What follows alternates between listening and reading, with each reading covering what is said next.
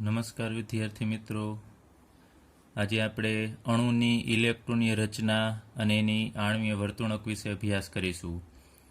તો આપણે આગળ ઉપર જુદા જુદા ક્રમ ભણી ગયા છીએ. હાઇડ્રોજનથી નાઇટ્રોજન સુધીના અણુ માટેનો અને O2થી F2 માટેનો ક્રમ, Ne2 માટેનો. તો આણ્વીય ઇલેક્ટ્રોન રચના અથવા અણુની ઇલેક્ટ્રોન રચના કેને કહેવાય? તો જુદી જુદી આણ્વીય કક્ષકોમાં ઇલેક્ટ્રોનની વહેંચણીને અણુની ઇલેક્ટ્રોનીય રચના કહેશું. તો જેમ આપણે પરમાણુની અંદર 1s 2s 2p ની અંદર આપણે ઇલેક્ટ્રોન ગોઠવતા હતા, એ જ રીતે આપણે અહીંયા આણ્વીય કક્ષકો છે એની અંદર ઇલેક્ટ્રોનની ગોઠવણી કરવાની છે, એને આપણે અણુની ઇલેક્ટ્રોનની રચના કહેશું. તો હવે H2 થી N2 માટે આપણે ક્રમ ભણી ગયા હતા, આણ્વીય કક્ષકોની શક્તિનો ક્રમ. તો સિગ્મા 1s એના કરતાં વધુ ઉર્જા સિગ્મા સ્ટાર 1sની હશે, પછી સિગ્મા 2s, પછી સિગ્મા સ્ટાર 2s, પછી પાઈ 2px અને પાઈ 2py બંનેની સમાન હોય, અને x અને y કક્ષકો છે પાઈ બંધ બનાવે છે, જ્યારે pz કક્ષક છે સિગ્મા બંધ બનાવે છે. પછી પાઈ સ્ટાર 2px બરાબર પાઈ સ્ટાર 2py અને છેલ્લે સિગ્મા સ્ટાર 2pz. તો ત્યારબાદ આપણે ઓક્સિજનથી Ne2 માટેનો ક્રમ લખીએ તો એમાં આ ક્રમ છે એ ચેન્જ થાય છે, આપણે વાત કરેલી. બાકી બધી ક્રમ છે એ સેમ રહેશે. તો O2 થી Ne2 માટેના ક્રમમાં આ એક આગળ આવી જશે સિગ્મા 2pz અને આ પાછળ જશે, બાકી કોઈ ક્રમમાં ફેરફાર થતો નથી. તો હવે આપણે અણુની ઇલેક્ટ્રોન રચનામાં એક એક્ઝામ્પલ લઈએ. Li2 અણુ, એટલે કે આ બધી દ્વિઆણ્વીય કક્ષકો માટેની શક્તિનો ક્રમ છે. તો Li2 એટલે કે લિથિયમનો અણુ છે એની આપણે ઇલેક્ટ્રોન રચના લખવી છે. તો લિથિયમનો પરમાણુ ક્રમાંક તમને ખ્યાલ છે 3 છે, તો 2 લિથિયમ ભેગા થશે તો એની પાસે કુલ 6 ઇલેક્ટ્રોન થશે. તો આપણે 6 ઇલેક્ટ્રોન ગોઠવવાના છે. તો આ દરેક કક્ષકની અંદર તમને ખ્યાલ છે 2-2 ઇલેક્ટ્રોન સમાશે, તો આપણે 6 જ ગોઠવવાના છે. તો અહીંયા આપણે આ બધાની જરૂર પડશે નહીં, અહીંયા 6 તો 3 કક્ષકોની જરૂર પડશે. તો પહેલાં તમારે આ કક્ષકો લખવાની, સિગ્મા 1s, ચાલો પછી સિગ્મા સ્ટાર 1s, અને પછી આપણે એક અહીંયા દર્શાવી દઈએ હજુ સિગ્મા 2s. 6 ઇલેક્ટ્રોન ગોઠવવાના છે, અહીંયાથી સ્ટાર્ટ કરવાના પછી આમ ગોઠવતા જવાના. તો અહીંયા 6 ઇલેક્ટ્રોન છે તો 2 આમાં ગોઠવવાના, એટલે સિગ્મા 1s 2, પછી ફરીથી 2 આમાં ગોઠવવાના, એટલે સિગ્મા સ્ટાર 1s 2, પછી હજુ 2 બાકી છે તો એને અહીંયા ગોઠવી દેવાના. તો અહીંયા બધામાં 2-2 ઇલેક્ટ્રોન ગોઠવીએ છીએ તો 2, 4 ને 6 ઇલેક્ટ્રોન થઈ જશે. તો આ ઇલેક્ટ્રોન રચના છે એ લિથિયમ અણુની ઇલેક્ટ્રોન રચના થશે. ચલો અહીંયા સુધી જે આપણે પહોંચ્યા નથી, પણ પાઈ આ બંનેની અંદર ઇલેક્ટ્રોન જ્યારે ગોઠવવાના થશે ત્યારે બંનેની ઉર્જા સમાન હોય, તો 2 જ ઇલેક્ટ્રોન જો ગોઠવવાના હોય તો એક આમાં ગોઠવવો પડે ને એક આમાં ગોઠવવો પડે, કારણ કે બંનેની ઉર્જા સમાન છે. એ આપણે આગળ ઉપર જોશું ત્યારે ડિટેલમાં વાત કરીશું. તો અહીંયા આ રીતે તમે જુદા જુદા H2 અણુ, હિલિયમનો અણુ છે, ત્યારબાદ C2 અણુ, એ બધાની ઇલેક્ટ્રોન રચના તમે આ રીતે લખી શકો છો. હવે આપણે અણુની સ્થાયીતા વિશે વાત કરીએ. તો જેમ કે લિથિયમ 2 અણુ છે એ સ્થાયી છે કે નહીં એ આપણે નક્કી કરવું હોય તો કરી શકીએ છીએ. તો હવે લઈએ અણુની સ્થાયીતા.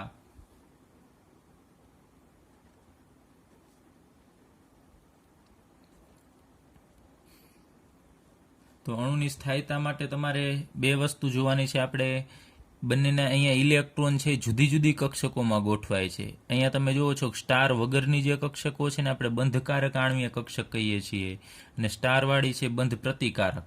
તો આપણે ઇલેક્ટ્રોનની સંખ્યા ગણવી છે.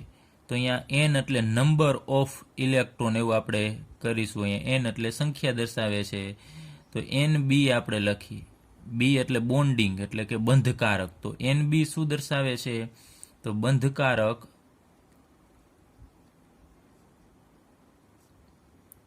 આણ્વીય કક્ષકમાં રહેલ ઇલેક્ટ્રોનની સંખ્યા. યાદ રાખજો, NB શું દર્શાવે છે? બંધકારક આણ્વીય કક્ષકમાં રહેલા ઇલેક્ટ્રોનની સંખ્યા, એટલે કે સ્ટારવાળી જે કક્ષકો છે એના સિવાયની કક્ષકો બધી બંધકારક આણ્વીય કક્ષકો છે. ત્યારબાદ Na, એ એટલે એન્ટી બોન્ડિંગ કહેવાય. બંધ પ્રતિકારકને એન્ટી બોન્ડિંગ કહેવામાં આવે છે ઇંગ્લિશમાં. એના ઉપરથી Na વડે દર્શાવવામાં આવે છે. તો Na શું દર્શાવશે? તો બંધ પ્રતિકારક આણ્વીય કક્ષકમાં રહેલા ઇલેક્ટ્રોનની સંખ્યા દર્શાવે છે. તો આપણે આ ઇલેક્ટ્રોનની સંખ્યા ઉપરથી એની સ્થાયીતા છે એ જોશું. તો અહીંયા આપણે લિથિયમ અણુ માટે જોઈએ તો બંધકારક NB કેટલું છે? તો ચાલો અહીં લિથિયમ માટે Li2 માટે Nb એટલે બંધકારક કેટલા છે, તો અહીંયા સ્ટાર વગરની કક્ષકમાં રહેલા ઇલેક્ટ્રોન ગણવાના. તો અહીં સિગ્મા 1sમાં 2 ઇલેક્ટ્રોન અને 2sમાં 2, ટોટલ 2 ને 2 4 ઇલેક્ટ્રોન થશે. અને એની સંખ્યા આપણે જોતી હોય તો સ્ટારવાળી કક્ષક, એટલે કે અહીંયા એક જ છે સ્ટારવાળી, સિગ્મા સ્ટાર 1s2, એમાં 2 ઇલેક્ટ્રોન, તો Na બરાબર 2 થશે. હવે અણુની સ્થાયીતા માટે તમારે જોવાનું છે કે જો Nb ગ્રેટર ધેન Na હોય, એટલે કે બંધકારક આણ્વીય કક્ષકમાં રહેલા ઇલેક્ટ્રોનની સંખ્યા બંધ પ્રતિકારક કરતાં વધુ હોય તો જે તે અણુ છે એ સ્થાયી થશે. અને એ જ રીતે જો Nb લેસ ધેન Na હોય, એટલે કે બંધકારકની સંખ્યા ઓછી હોય અને બંધ પ્રતિકારક કક્ષકમાં રહેલા ઇલેક્ટ્રોનની સંખ્યા વધુ હોય તો અણુ અસ્થાયી થશે. તો તમને જો પૂછે કે અણુ સ્થાયી છે કે અસ્થાયી, તો તમારે સંખ્યા ગણવી પડશે Nb અને Na ની. એમાં Nb વધુ હોય તો સ્થાયી ને Nb ઓછું હોય તો અસ્થાયી થશે. એના માટે તમને આ ક્રમ આવડતો હોવો જોઈએ અને અણુની ઇલેક્ટ્રોન રચના લખતા આવડતી હોવી જોઈએ. તો આપણે જોઈએ આના માટે કે લિથિયમ માટે Li2 માટે Nb છે એ 4 છે ને Na 2 છે, તો લિથિયમ માટે આપણે કહી શકાય કે Nb ગ્રેટર ધેન Na છે. તો આપણે એમ કહી શકાય લિથિયમનો અણુ છે એ સ્થાયી છે, પરંતુ એ બાષ્પ અવસ્થામાં સ્થાયી છે એવું જોવા મળેલું છે. સોલિડ અવસ્થામાં એ સ્થાયી નથી, બાષ્પ અવસ્થામાં એ સ્થાયીતા એની વધારે છે. ચાલો ત્યારબાદ આપણે બંધ ક્રમાંક વિશે અભ્યાસ કરીએ, એટલે કે અણુમાં 2 પરમાણુની વચ્ચે કેટલા બંધ છે એની સંખ્યાને આપણે બંધ ક્રમાંક કહીએ છીએ. તો બંધ ક્રમાંકનું આપણે ડાયરેક્ટ સૂત્ર જ લખીએ. બંધ ક્રમાંકને ઇંગ્લિશમાં બોન્ડ ઓર્ડર કહેવામાં આવે છે, એટલે એને ટૂંકમાં BO વડે પણ દર્શાવવામાં આવે છે. તો ફરીથી બંધ ક્રમાંક શું છે એ આપણે આગળ ઉપર પણ ભણી ગયા છીએ. અણુમાં 2 પરમાણુ વચ્ચે, જેમ કે ઓક્સિજન લઈએ તો O2 અણુમાં 2 ઓક્સિજન વચ્ચે દ્વિબંધ હોય છે. તો આ દ્વિબંધ છે, બંધની સંખ્યાને આપણે એનો બંધ ક્રમાંક કહેશું. તો આપણે કોઈ પણ પરમાણુ અણુ છે એનો બંધ ક્રમાંક શોધવા માટેનું સૂત્ર છે કે તમારે તફાવત લેવો પડશે Nb - Na, એટલે કે બંધકારક કક્ષકમાં રહેલા ઇલેક્ટ્રોનમાંથી તમારે બંધ પ્રતિકારક ઇલેક્ટ્રોનની સંખ્યાને બાદ કરવાની છે અને એ જવાબ જે મળે એને તમારે 2 વડે ભાગવાનો છે, એટલે કે 1, એનું સૂત્ર બનશે 1/2 Nb - Na. તો આ સૂત્રની મદદથી આપણે બંધ ક્રમાંક છે મેળવી શકીશું. એટલે બંધ ક્રમાંકનું આ સૂત્ર છે, ખાસ યાદ રાખજો. હવે અહીંયા તમને આ વેલ્યુ ક્યારેક ધન પણ મળે અને ક્યારેક ઋણ પણ મળે, કારણ કે તફાવત છે. તો જો આની વેલ્યુ વધારે હોય Nbની અને આની Na ની વેલ્યુ ઓછી હોય બંધ પ્રતિકારકમાં રહેલા ઇલેક્ટ્રોનની સંખ્યા, તો તમને જવાબ છે એ ધન મળશે. તો આપણે લખીએ જો Nb ગ્રેટર ધેન Na હશે તો બંધ ક્રમાંક એટલે BO બોન્ડ ઓર્ડર છે એ ધન વેલ્યુ મળશે. પછી જો Nb લેસ ધેન Na હોય તો બોન્ડ ઓર્ડર એટલે કે બંધ ક્રમાંક છે એ આપણને ઋણ મળશે. અને જો બંનેની વેલ્યુ સમાન હોય કદાચ, તો બંનેનો તફાવત શું થશે? 0 થશે. તો Nb બરાબર Na હશે તો બોન્ડ ઓર્ડર છે એ આપણને 0 મળશે, એટલે કે શૂન્ય મળશે. તો યાદ રાખજો, જ્યારે બંધ ક્રમાંક છે એની વેલ્યુ ધન મળે તો જે તે અણુ છે એ સ્થાયી હશે, એટલે સ્થાયીતા સૂચવે છે. જે અણુમાં બંધ ક્રમાંક ઋણ હોય અથવા તો શૂન્ય હોય એ અણુ અસ્થાયી બને છે. આટલું યાદ રાખજો. હવે આપણે એક ઉદાહરણ અહીંયા લિથિયમ માટેનું અહીંયા ઇલેક્ટ્રોન રચના લખેલી છે. તો લિથિયમ માટે આપણે એનો બંધ ક્રમાંક છે મેળવીએ. Li2 અણુનો બંધ ક્રમાંક બરાબર 1/2 અહીંયા રાખીશું એમને. પછી Nb એટલે આપણે મેળવેલા કે Nb ની સંખ્યા 2 ને 2 4 છે. તો અહીંયા 4 માંથી આપણે Na ની વેલ્યુ બાદ કરવાની છે, એટલે બંધ પ્રતિકારકમાં રહેલા ઇલેક્ટ્રોનની સંખ્યા એ 2 છે. તો 4 માંથી આપણે 2 બાદ કરવાના છે. ત્યાં 4 માંથી 2 બાદ કરશો એટલે આપણને 2 મળશે. હવે 2 ભાગ્યા 2 કરશો એટલે 1 મળશે. તો બંધ ક્રમાંકની વેલ્યુ આપણને 1 મળે છે. તો એ ધન વેલ્યુ મળે છે. તો એ સૂચવે છે કે અણુ સ્થાયી છે. અને આપણે વાત કરી કે લિથિયમનો અણુ છે બાષ્પ અવસ્થામાં સ્થાયી હોય એવું જોવા મળેલું છે. તો આ રીતે તમે કોઈ પણ દ્વિપરમાણુય અણુ માટેનો બંધ ક્રમાંક છે એ મેળવી શકો છો. ચાલો ત્યારબાદ આપણે બંધના સ્વભાવ વિશે અભ્યાસ કરીએ. તો બંધ ક્રમાંકની વેલ્યુ ઉપરથી તમે કયા પ્રકારનો બંધ છે એનો અભ્યાસ કરી શકશો. તો જો બંધ ક્રમાંકની વેલ્યુ આપણને 1 મળે તો એ એકલ બંધ હોય. એ જ રીતે જો બંધ ક્રમાંકની વેલ્યુ 2 મળે તો સમજવાનું કે બે જુદા જુદા પરમાણુ વચ્ચે અહીંયા લિથિયમ વચ્ચે એકલ બંધ હશે. એ કેવી રીતે ખબર પડે? એના બંધ ક્રમાંક ઉપરથી.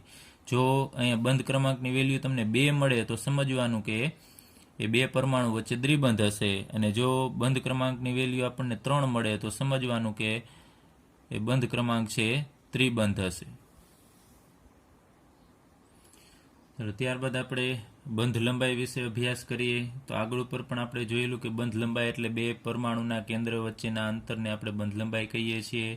અને જો એકલ બંધ હોય કોઈ પણ બે પરમાણુ વચ્ચે તો બંધ લંબાઈ વધારે હોય, દ્વિબંધ હોય તો બંધ લંબાઈ ટૂંકી હોય, ત્રિબંધ હોય તો એનાથી પણ બંધ લંબાઈ છે એ ટૂંકી થશે. એ આપણે આગળ ઉપર ભણી ગયા છીએ. તો બંધ ક્રમાંકના મૂલ્ય ઉપરથી તમે નક્કી કરી શકો બંધ લંબાઈ કેટલી છે. એકલ બંધ હોય તો એ નબળો હોય છે.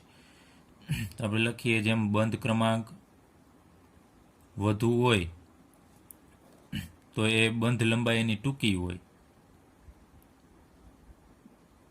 બંધ લંબાઈ ટૂંકી અને ટૂંકો બંધ હોય એને તોડવા માટે વધારે ઉર્જા આપવી પડે. તો આપણે બંધ લંબાઈ છે એના બંધ ક્રમાંક ઉપરથી આપણે અનુમાન લગાવી શકીએ છીએ કે બંધની સંખ્યા જો વધુ હશે તો બંધ લંબાઈ સામાન્ય રીતે ટૂંકી હશે, ને એકલ બંધ હશે તો બંધ લંબાઈ થોડી વધારે હશે. આપણે થોડું અનુમાન કરી શકીએ છીએ. ચાલો ત્યારબાદ આપણે ચુંબકીય ગુણધર્મ વિશે અભ્યાસ કરીએ, અથવા એને આપણે ચુંબકીય સ્વભાવ કહેશું, અથવા પ્રકૃતિ પણ કહી શકીએ, અથવા આને ચુંબકીય ગુણધર્મ પણ ઘણી વખત ઉપયોગ કરવામાં આવે છે શબ્દ, એ પણ યાદ રાખજો.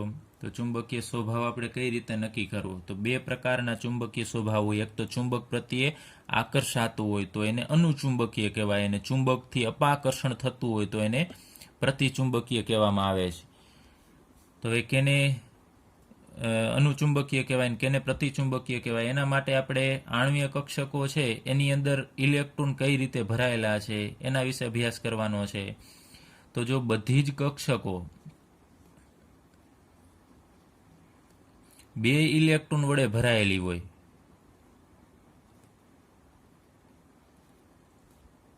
એટલે કે બધી જ કક્ષકોની અંદર 2 ઇલેક્ટ્રોન હોય, અથવા તો આપણે એમ કહીએ યુગ્મિત ઇલેક્ટ્રોન હોય. 2 ઇલેક્ટ્રોન એટલે યુગ્મિત ઇલેક્ટ્રોન હોય તો એ ચુંબક પ્રત્યે અપાકર્ષણ અનુભવશે. એટલે કે આપણે કહેશું એ પ્રતિચુંબકીય થશે. પ્રતિચુંબકીયનો અર્થ શું થશે? અહીંયા હું લખું છું ચુંબકીય ક્ષેત્ર વડે અપાકર્ષણ પામે તે એ પ્રતિચુંબકીય. અને બીજું કે જો તમે એની ઇલેક્ટ્રોન રચના લખો અણુની, અને એમાં જો કોઈ પણ એક કક્ષકમાં જો અયુગ્મિત ઇલેક્ટ્રોન હોય, અથવા એક કરતાં વધારે કક્ષકોમાં અયુગ્મિત એટલે કે એક ઇલેક્ટ્રોન હોય તો એ અનુચુંબકીય થશે. એટલે જો કોઈ કક્ષકમાં એકી ઇલેક્ટ્રોન હોય, અથવા તો આપણે એમ કહીએ અયુગ્મિત ઇલેક્ટ્રોન,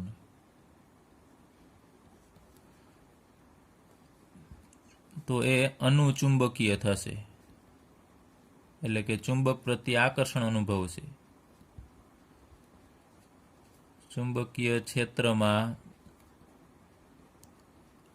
આકર્ષણ પામે છે.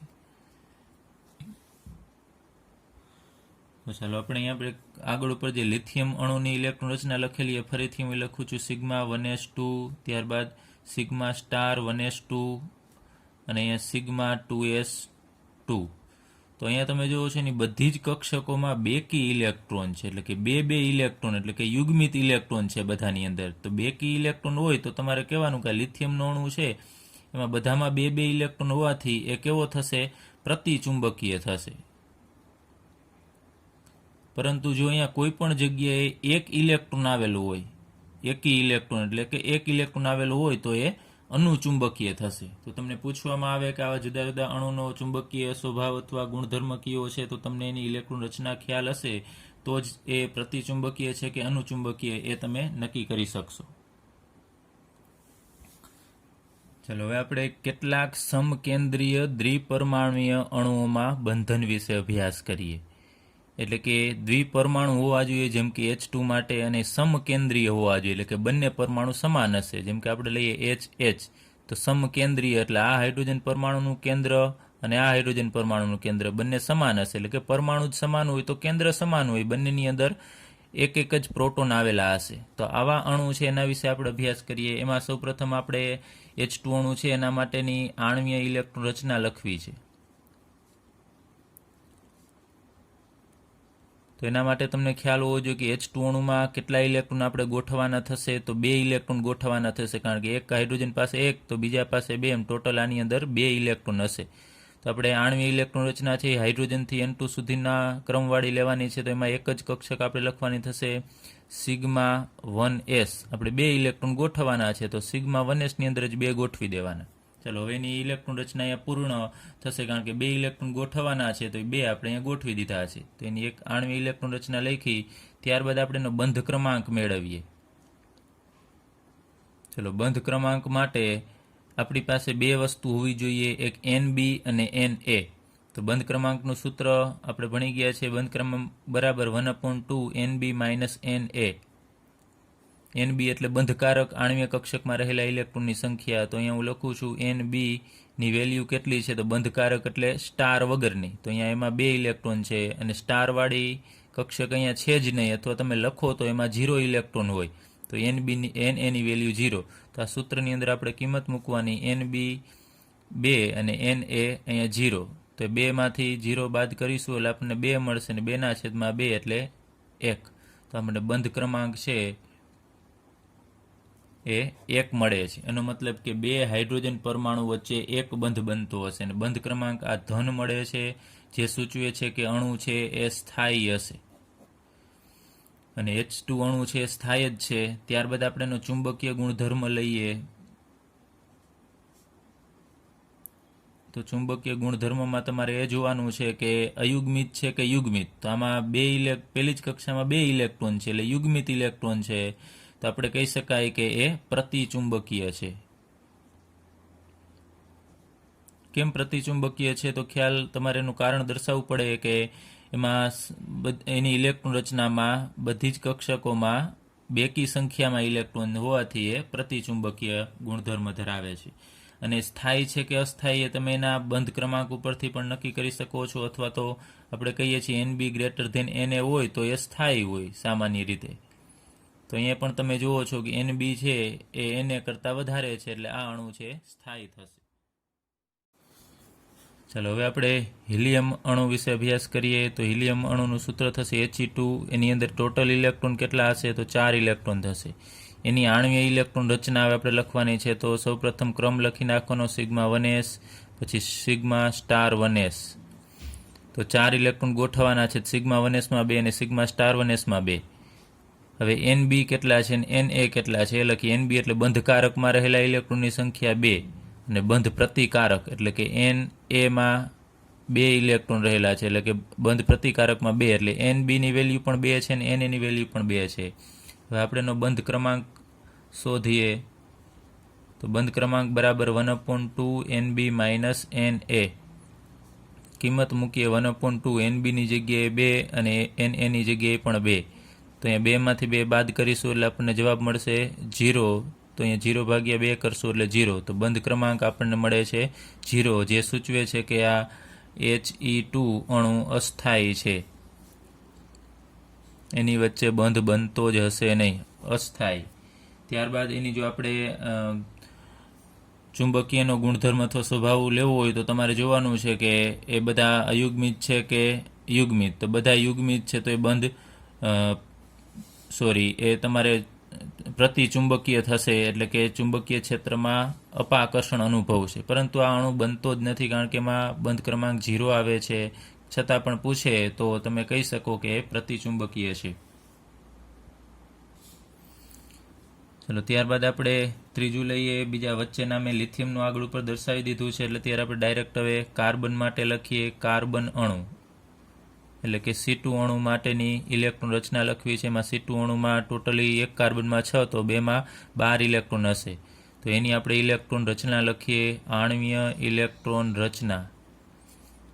તો 12 ઇલેક્ટ્રોન ગોઠવવાના છે. તો સૌપ્રથમ તમારે ક્રમ લખવાનો સિગ્મા 1s, પછી સિગ્મા સ્ટાર 1s, પછી સિગ્મા 2s, પછી સિગ્મા સ્ટાર 2s. હવે અહીંયા ઇલેક્ટ્રોન રચના છે એ કાર્બનથી નાઇટ્રોજન સુધીનું, એટલે આપણે આગળ ઉપર વાત કરી એ મુજબ પાઈ 2p x પહેલાં લખીશું અને પછી બરાબર પાઈ 2p y. ચાલો આ ક્રમ લખીશું, પછી આગળ ઉપર જરૂર પડશે તો આપણે હજી કક્ષકો લખીશું. તો 12 ઇલેક્ટ્રોન છે તો અહીંયા ગોઠવતા જવાના, અહીંયા 2, પછી અહીંયા 4, અહીંયા 6, અહીંયા 8. ત્યારબાદ અહીંયા હવે બંનેમાં એક એક ઇલેક્ટ્રોન આપવાનો હોય, જો ન હોય તો અહીંયા 2, 4 છે ને 8 છે, 10 હોત તો પહેલાં અહીંયા એક એક મૂકવો પડે, પરંતુ આપણી પાસે 12 છે તો તમે અહીંયા ગોઠવી દેશો 2, 2 તો ચાલશે, પણ જો 10 હોત તો બંનેમાં એક એક ઇલેક્ટ્રોન આપવો પડે, કારણ કે બંનેની ઉર્જા સમાન છે. તો અહીંયા અત્યારે આપણે 1, 1 પછી ફરીથી અહીંયા 1, 1 એટલે ટોટલી અહીંયા 2, 2 ઇલેક્ટ્રોન આવશે. 2, 4, 6, 8, 10 અને 12 ઇલેક્ટ્રોન અહીંયા થઈ ગયા છે. હવે આપણે NB અને NA ની સંખ્યા કેટલી છે એ લખીએ. NB એટલે બંધકારક, એટલે સ્ટાર વગરની 2, 4, 6 અને 8. તો NB ની વેલ્યુ 8. NA ની વેલ્યુ સ્ટારવાળી લેવાની છે, અહીંયા 2 અને 2 4 જ થશે. તો હવે આપણે બંધ ક્રમાંક લખીએ. એના પહેલાં એક બીજી વસ્તુ કે આની ઇલેક્ટ્રોન રચના તમે અથવામાં કઈ રીતે લખી શકો છો. તો હિલિયમ છે એ અણુ તમને ખ્યાલ છે કે બનતો નથી, કારણ કે નિષ્ક્રિય છે. તો આપણે જેમ પરમાણ્વીય ઇલેક્ટ્રોન રચનામાં હિલિયમને આપણે નિષ્ક્રિય તત્વની ઇલેક્ટ્રોન રચના છે એની જગ્યાએ આપણે જે તે પરમાણુને દર્શાવતા, જેમ કે આપણે લિથિયમની ઇલેક્ટ્રોન રચના લખવી હોય તો આમ લખતા હિલિયમ, અહીંયા આની ઇલેક્ટ્રોન રચનામાં 1s2 આવી જાય છે એટલે એની જગ્યાએ આપણે હિલિયમ લખીએ છીએ, પછી 2s1 આપણે આમ લખતા. તો જેમ અહીંયા હિલિયમ પરમાણુને દર્શાવતા અંદરની કક્ષક પૂર્ણ હોય એની જગ્યાએ, તો અહીંયા પણ હિલિયમ અણુની ઇલેક્ટ્રોન રચના જે છે એ અહીંયા એવી જ આવેલી છે. જો પૂર્ણ પહેલી કક્ષા છે એની આણ્વીય કક્ષા સંપૂર્ણ ભરાયેલી છે, તો એની જગ્યાએ આપણે ડબલ કે મૂકી શકાય કોષની અહીંયા ઇલેક્ટ્રોન રચના. તો આના અથવામાં આપણે ઇલેક્ટ્રોન રચના શું લખી શકાય એ અહીંયા હું લખું છું. અહીંયા આટલાની જગ્યાએ જે મેં બોક્સ કરેલું છે એની જગ્યાએ ડબલ કે મૂકી દેવાના, જે સૂચવે છે કે અંદરની કક્ષકો આણ્વીય કક્ષકો છે ભરાઈ ગયેલી છે. તો પાછળનું તમારે આ દર્શાવવાનું રહેશે, સિગ્મા 2s2, પછી સિગ્મા સ્ટાર 2s2 અને પછી પાઈ 2p x2 બરાબર પાઈ 2p y2. તો આ રીતે પણ તમે ઇલેક્ટ્રોન રચના લખી શકો અને આ રીતે પણ લખી શકો છો. ફરીથી કહું છું કે શું દર્શાવે છે, આ હિલિયમ અણુની ઇલેક્ટ્રોન રચના કે જે આ પહેલી કક્ષા છે એ અંદરની કક્ષા ગણાય, એ પૂર્ણ ભરાયેલી છે અહીંયા, તો એની જગ્યાએ આપણે કે મૂકી શકાય. હવે આપણે આનો બંધ ક્રમાંક મેળવીએ. તો બંધ ક્રમાંક બરાબર 1/2 NB - NA, એટલે 8માંથી 4 બાદ કરીશું તો આપણને 8માંથી 4 એટલે 4 મળશે, ને 4/2 કરશું એટલે 2 મળશે, જે સૂચવે છે કે કાર્બનના 2 પરમાણુ વચ્ચે ડબલ બોન્ડ હશે આ રીતે આમ. તો એ ધન વેલ્યુ મળે છે, તો આપણે એમ કહી શકાય કે એ અણુ છે એ સ્થાયી હોઈ શકે. ત્યારબાદ એ પ્રતિ અનુચુંબકીય છે કે પ્રતિચુંબકીય એ મેળવવો છે, એટલે કે એનું ચુંબકીય ગુણધર્મ. તો તમે જુઓ છો બધાની અંદર 2 ઇલેક્ટ્રોન છે, ક્યાંય પણ 1 ઇલેક્ટ્રોન નથી. તો બધામાં 2 ઇલેક્ટ્રોન હોય તો એ પ્રતિચુંબકીય થશે.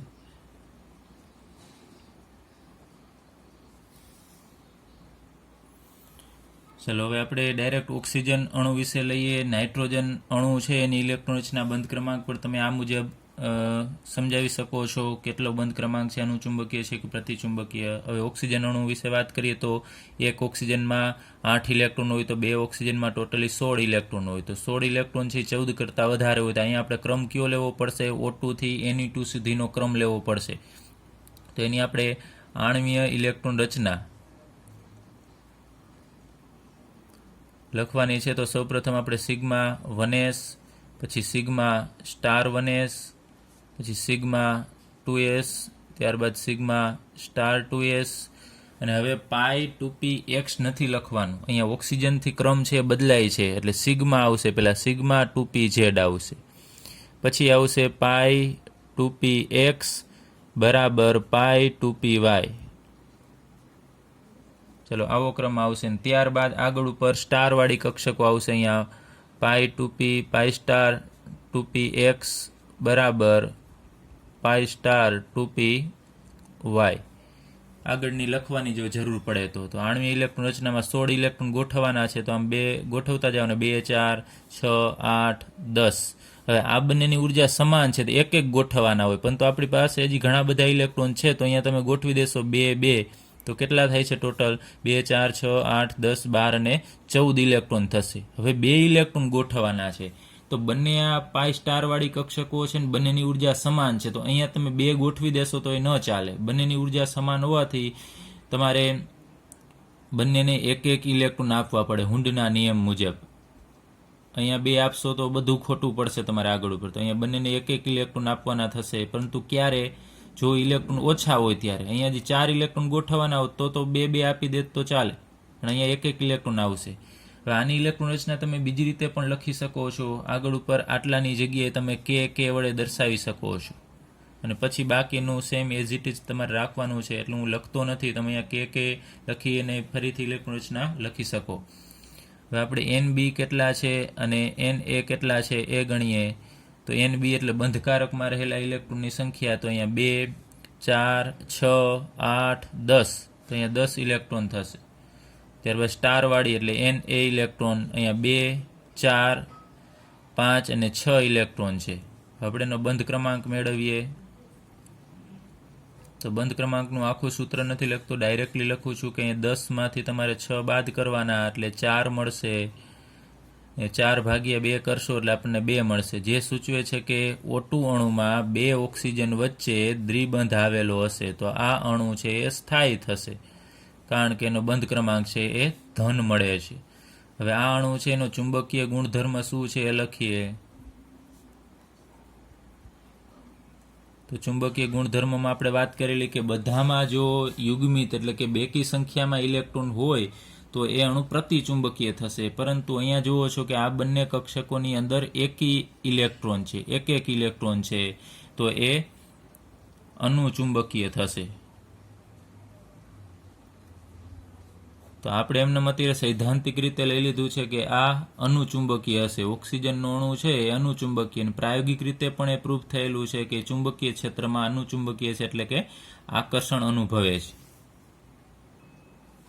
ચલો હવે આપણે O2 અણુનો કક્ષકીય આલેખ છે જોવાનો છે. એટલે કે 2 ઓક્સિજન પરમાણુ જોડાય અને જે O2 અણુ બનાવે છે કઈ રીતે એની પરમાણ્વીય કક્ષકો જોડાય અને આણ્વીય કક્ષક બનાવે એનો આપણે એક આલેખ જોઈએ.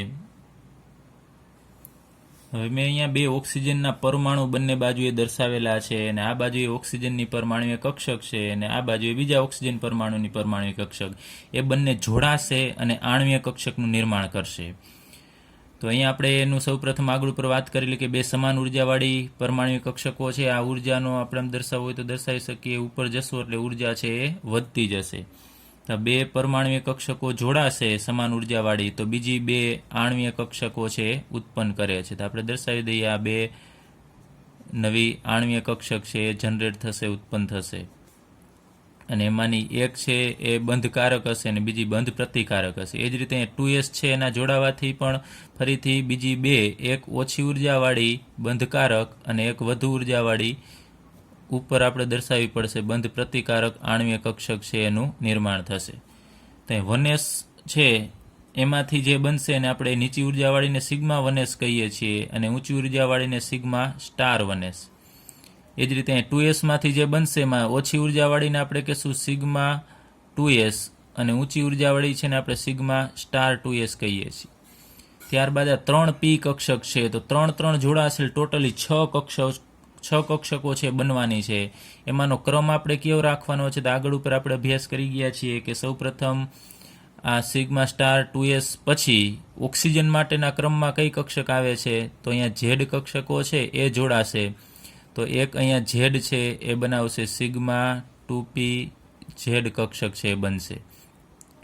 ત્યારબાદ એનાથી ઊંચી ઉર્જાવાળી કક્ષકો આ જે px અને py છે એના જોડાવાથી આપણને 2 કક્ષકો મળશે.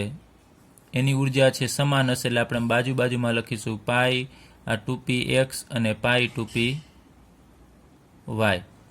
ત્યારબાદ એનાથી વધુ ઉર્જા છે એ પાઈ સ્ટાર વાળાની આવે છે, એટલે ફરીથી બીજી કક્ષકો જોડાય અને પાઈ સ્ટાર 2p x અને પાઈ સ્ટાર 2p y વાળી કક્ષકો છે બનાવશે.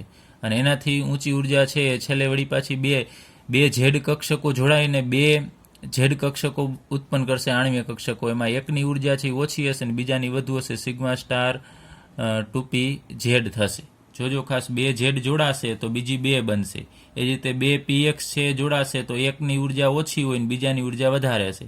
એ રીતે બે py કક્ષક જોડાશે તો એકની ઉર્જા ઓછી હોય ને બીજાની વધારે હશે. તો આમાંથી આપણે આ રીતે દર્શાવી દઈએ. આ સિગ્મા 2p ઝેડ બને છે.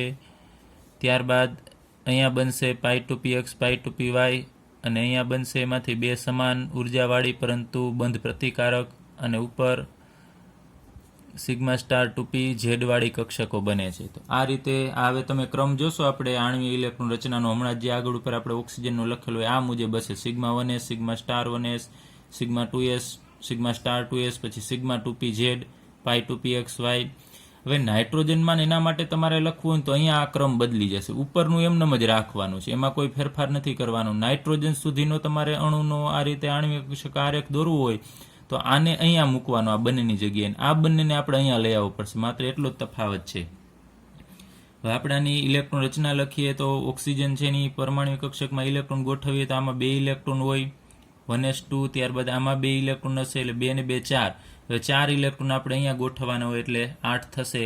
તો પહેલાં હુંડના નિયમ મુજબ દરેકમાં 1 ઇલેક્ટ્રોન ને પછી અહીંયા. એ જ રીતે આ બાજુએ પણ ઓક્સિજનના પરમાણુમાં આપણે અહીંયા 2 ઇલેક્ટ્રોન, આમાં 2 હોય અને અહીંયા 2 ઇલેક્ટ્રોન ને આ બંનેમાં 1 ઇલેક્ટ્રોન. હવે અહીંયા ટોટલ 1sમાં બંને થઈને 4 ઇલેક્ટ્રોન છે. તો પહેલાં આમાં ગોઠવવાનું, એક 1sમાંથી આમાં આવશે ને એક આમાંથી આવશે. હુંડના નિયમ મુજબ, તમારા અવબાઉના નિયમ મુજબ પહેલાં ઓછી ઉર્જાવાળી કક્ષકમાં ભરાય, પછી એનાથી આમાં, ટોટલ એક આમાંથી આવ્યો ને એક આમાંથી, પછી એક આમાંથી ઇલેક્ટ્રોન આમાં જશે અને આમાંથી ઇલેક્ટ્રોન આમાં જશે. એટલે સિગ્મા સ્ટાર 1s ની અંદર 2 ઇલેક્ટ્રોન, પછી 2sમાંથી 1 ઇલેક્ટ્રોન અહીંયા, આમાંથી 1 ઇલેક્ટ્રોન અહીંયા, પછી એ ભરાઈ ગયેલ એનાથી ઊંચી ઉર્જાવાળી કક્ષકમાં 1 ઇલેક્ટ્રોન બંને આપશે. હવે અહીંયા તમે જુઓ છો પહેલા ઇલેક્ટ્રોન અહીંયા આવશે, આમાંથી 1 ઇલેક્ટ્રોન આવશે ને 1 ઇલેક્ટ્રોન છે આમાંથી આવશે. ત્યારબાદ ફરીથી અહીં ગોઠવવાના છે, તો આ બંનેમાં 1 ઇલેક્ટ્રોન આ બાજુએથી આવશે ને 1 ઇલેક્ટ્રોન આ બાજુએથી આવશે. પછી હજી ઇલેક્ટ્રોન ગોઠવવાના છે, વધારે છે તો આમાં ફરીથી ગોઠવાશે ને પછી આમાં ગોઠવાશે. હજુ ઇલેક્ટ્રોન છે આપણી પાસે હજી 2, અહીંયા તમે જુઓ છો કે આ બાજુ 4 છે ટોટલ ને આ બાજુ 4, એટલે 8 ઇલેક્ટ્રોન ગોઠવવાના થાય અહીંયા. તો આપણે ગોઠવા છે 2, 4 ને 6, હજી 2 બાકી છે. તો એ હવે એનાથી ઊંચી ઉર્જાવાળી કક્ષકમાં આમાં અને એક આમાં થશે, કારણ કે બંનેની ઉર્જા સમાન છે. તો હવે ઇલેક્ટ્રોન રચના જોજો, એમાં પાઈ સ્ટાર 2px અને પાઈ સ્ટાર 2py બંનેની અંદર 1 ઇલેક્ટ્રોન આપણે દર્શાવેલા છે અને સિગ્મા સ્ટાર 2p ઝેડ ખાલી છે.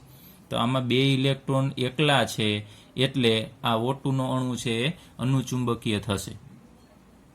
તો આ રીતે તમે બીજા નાઇટ્રોજનનો અણુ છે કે કાર્બનનો અણુ, એના માટે તમે આ રીતે આણ્વીય કક્ષક આરેખ છે દોરી શકો છો. ખાસ અહીંયા જોવાનું છે તમારે, O2 થી N2 માટે સિગ્મા 2p ઝેડ ઉપર આવશે ને આ બંને નીચે આવશે, અને O2 થી Ne2 માટેના ક્રમમાં આ મુજબ થશે કે આ સિગ્મા 2p ઝેડ નીચે આવે અને આ બંને ઉપર આવશે.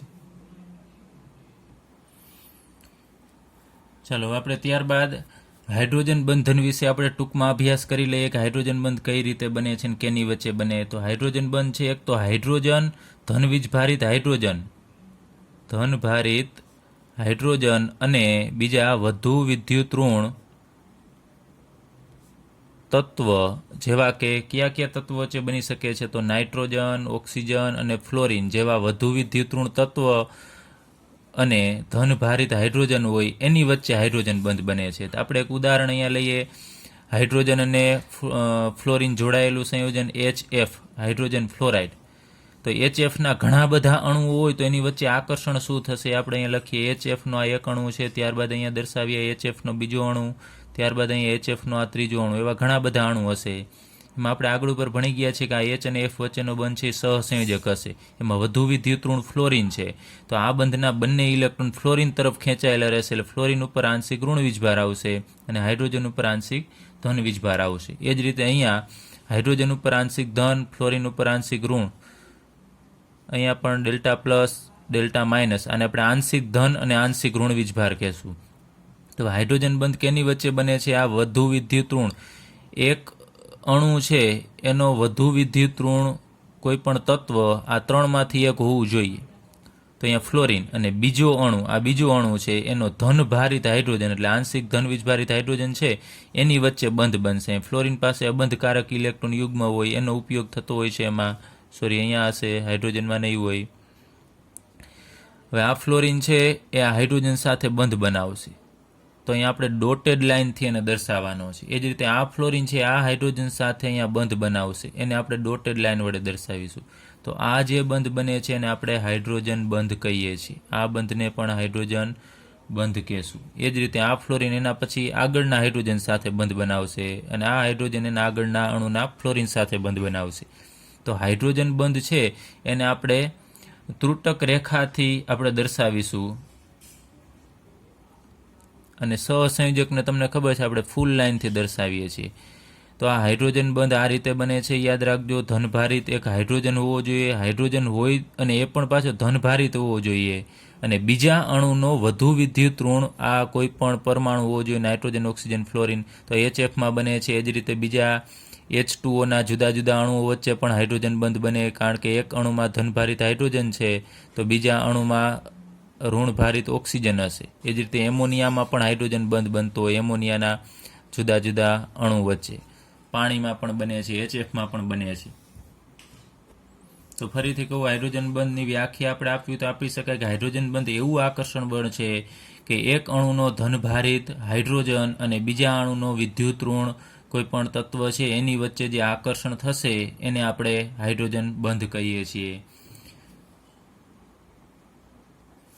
ત્યારબાદ આપણે હાઇડ્રોજન બંધના પ્રકાર વિશે ટૂંકમાં અભ્યાસ કરીએ. તો હાઇડ્રોજન બંધના બે પ્રકાર છે. એક આંતર આણ્વીય હાઇડ્રોજન બંધ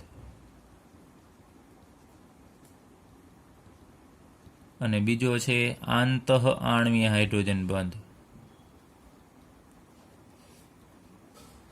તો આંતર આણ્વીય કેને કહેવાય કે જુદા જુદા અણુ વચ્ચે બંધ બને. જેમ કે અહીંયા તમે જુઓ છો આ HF એક અણુ છે, ત્યારબાદ આ બીજો અણુ છે.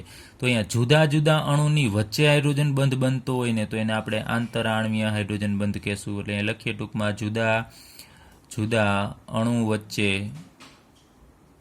બનતો બંધ એને આપણે આંતર આણ્વીય બંધ કહેશું. ને આંતઃ આણ્વીય બંધ કેને કહેવાય હાઇડ્રોજન બંધ? તો એક જ અણુમાં બનતો બંધ. જેમ કે આપણે એક ઉદાહરણ લઈએ, અહીંયા બેન્ઝીન કેન્દ્ર છે, એના ઉપર અહીંયા નાઇટ્રો સમૂહ હોય એને આપણે આ રીતે દર્શાવીએ છીએ NO2. અહીંયા માઇનસ હોય, નાઇટ્રોજન ઉપર ધન વીજભાર હોય, અને અહીંયા OH સમૂહ હોય OH. તો આ બંધમાં ઓક્સિજન અને હાઇડ્રોજન બેમાંથી વધુ વિદ્યુત ઋણ ઓક્સિજન છે, તો ઓક્સિજન ઉપર આંશિક અહીંયા ઋણ વીજભાર આવશે અને હાઇડ્રોજન ઉપર આંશિક ધન વીજભાર આવશે. અને NO2 સમૂહમાં તમે જુઓ છો આ વધુ વિદ્યુત ઋણ તત્વ ઓક્સિજન છે કે જેના ઉપર ઋણ વીજભાર છે. તો અહીંયા આ એક આખો અણુ છે, એક જ અણુ, જેમાં અહીંયા HF એક અણુ છે, એમાં આખો એક અણુ છે. અને ઓર્થો નાઇટ્રો આપણે ફિનોલ કહીએ છીએ. એમાં નાઇટ્રોનો આ ઓક્સિજન છે આ ધનભારિત OHનો ધનભારિત હાઇડ્રોજન એની વચ્ચે અહીંયા બંધ બનાવશે, ત્રુટક લાઇનથી દર્શાવીએ. તો આ જે હાઇડ્રોજન બંધ બને છે એને આપણે આંતઃ આણ્વીય હાઇડ્રોજન બંધ કહીએ છીએ. તો ટૂંકમાં યાદ રાખો કે જુદા જુદા અણુ વચ્ચે હાઇડ્રોજન બંધ બને એ હાઇડ્રોજન બંધને આંતર આણ્વીય હાઇડ્રોજન બંધ કહેવાય. ને એક જ અણુમાં હાઇડ્રોજન બંધ બનતો હોય એને આપણે આંતઃ આણ્વીય હાઇડ્રોજન બંધ કહીએ છીએ.